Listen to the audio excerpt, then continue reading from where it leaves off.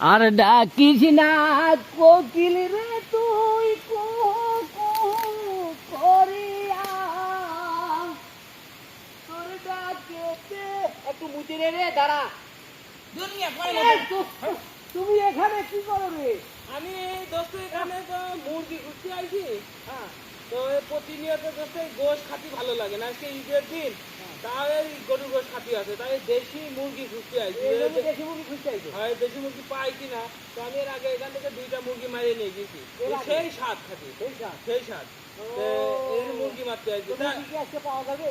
মুরগি পাওয়া যাবে তো এখানে কি মনে করে বলুন? আমি কি এখানে এদিকে যাচ্ছিলাম তো চিন্তা করলাম একটু নিচে যাই। তুমি আমার মুরগি মারা নষ্ট করে দিলাম, যে মুরগি টার্গেট করছি মুরগিটা দৌড় মারলে। আচ্ছা দোস্ত তুমি টেনশন করো না, মুরগি যেহেতু পাওয়া গেল না একটা বুদ্ধি আছে দোস্ত। হ্যাঁ জামালের দোকান আছে না?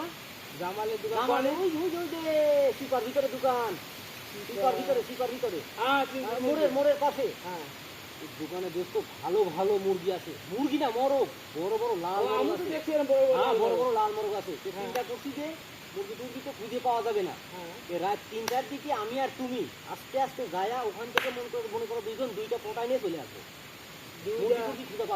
ওকে ঠিক আছে, যেভাবে প্রায় 3টার সময় মনে করো 2 একসাথে গেলেই হয়। আমাদের ভিডিও যদি ভালো লাগে লাইক কমেন্ট শেয়ার দিয়ে পাশে থাকবেন, অন্যকে দেখার সুযোগ করে দিবেন। ধন্যবাদ।